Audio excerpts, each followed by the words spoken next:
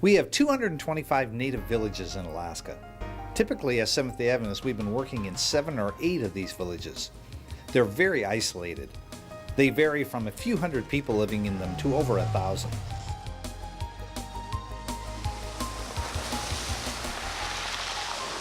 This is St. Lawrence Island.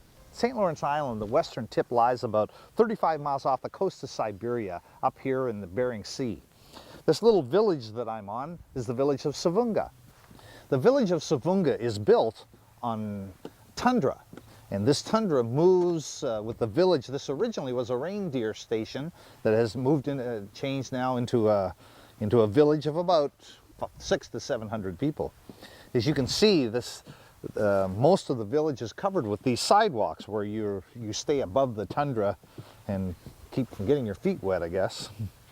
But my wife and I started our ministry here 26 years ago in this little village, living in a little cabin, very similar to these cabins. It was a one-room cabin, 16 by 20. And we lived here and learned to love these wonderful native people that lived here.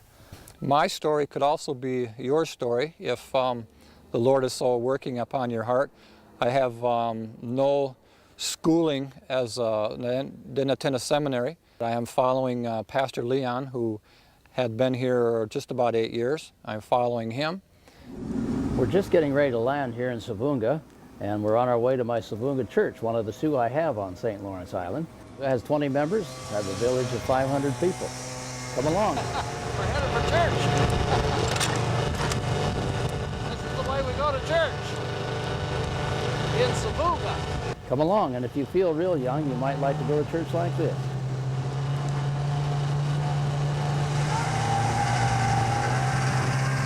No place like the Arctic.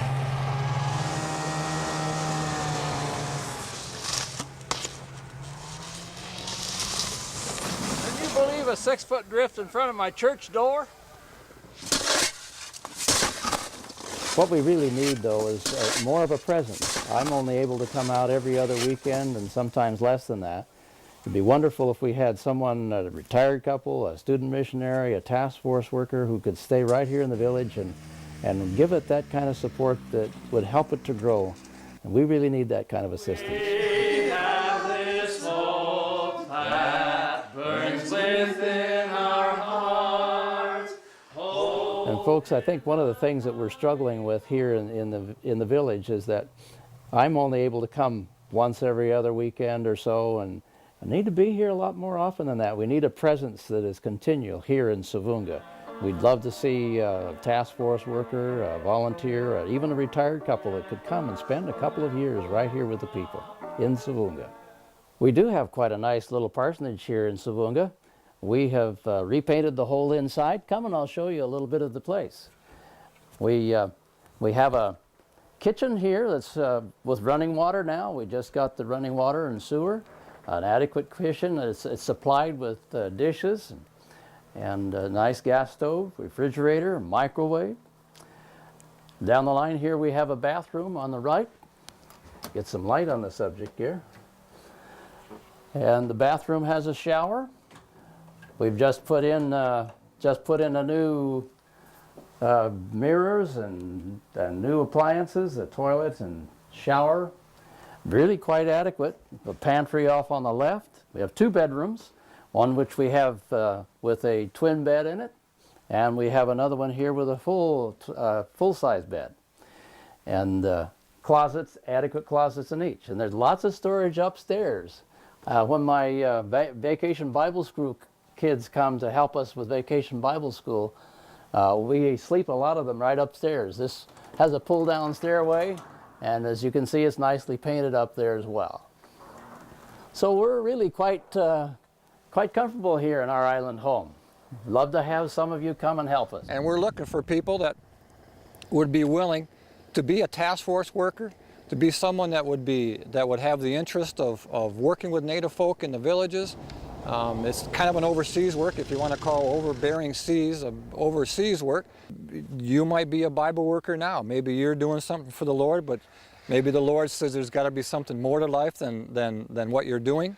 That was a point that I had to come to in my life. I was pouring concrete as my full-time job and Bible worker as my part-time job, and it just got to the point I'm thinking there had to be more to life than this. And phone call came about coming to Alaska. This could be an opportunity. Maybe the Lord's working with you. Maybe you being impressed watching this video. We're going to go down to the Savunga Native store here. The supplies come in once a year by ship. This is the store here, this building we're going to now, this green building. You'll see a little of how the Eskimos live now, caught between two cultures. Hi. This is a bush store. This is typical of most in the Arctic villages. They have a little bit of everything, kind of a general store in them. Everything from meat to frozen things to clothes, anything that you could want can all be found in this one store. Of course, it all comes in by ship, or in the summer, or by cargo plane in the winter. But most everything can be found here at one time or another. We have a church in a facility both in Gamble, in Savunga, and in Selawik, and they're vacant right now because they're looking for people that would be willing to do this kind of work, do kind of task force work up here in the villages, working among the natives. Our native work here in the Northwest has gone very well.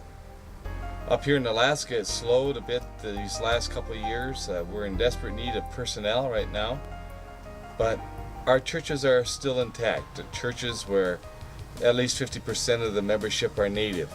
Other than Nome, Gamble is the other most active church. We're just very pleased of how things have gone, and we just want to see it go better, and we want to see it multiply, and it just takes good personnel, dedicated people to make it go, and that's what we're after. Welcome to our Gamble Church. This little church is the farthest northern western church in the North American Division. Just over about 10 miles is the international date line where tomorrow is. Just 34 miles is Siberia, Providencia. Here is where we have a little group, about 50 members, very faithful people.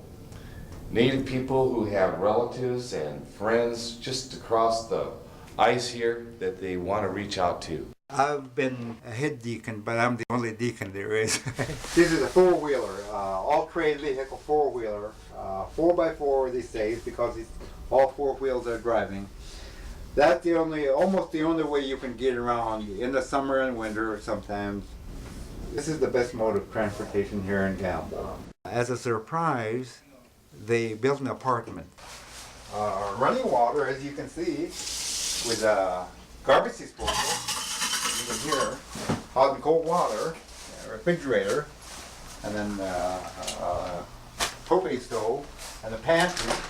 There's always something here, just in case if somebody comes here as visitors, they have make sure that they have something to eat. If they get weatherbound. Listen to the weather forecast. It's like we're going to be stuck out here most of the day today. We got wind gusts up to 50 miles an hour with just very limited visibility about the length of a football field. So the winds just keep the planes from landing here. But this is where you learn to be patient. You've heard of the patience of the saints. That's what we have to experience right now. You can see all the conveniences of home. We have a wonderful living room,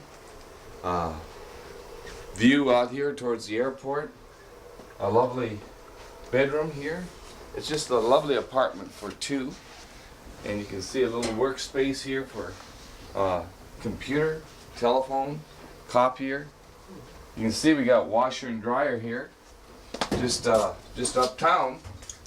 And then here we have the bathroom, and we got running water now, with all the conveniences of home, shower, you name it. Today we're looking for people to help us to continue this work out here. people who would be willing to come out and exhibit leadership with little nicer quarters, little nicer places to live, so that they could do the work of the Lord. So if you're interested, give us a call, let us know, and we'll work with you. This has been Northwest Spotlight on Mission, and I just want to personally say thank you for your support of missions around the world and right here at home.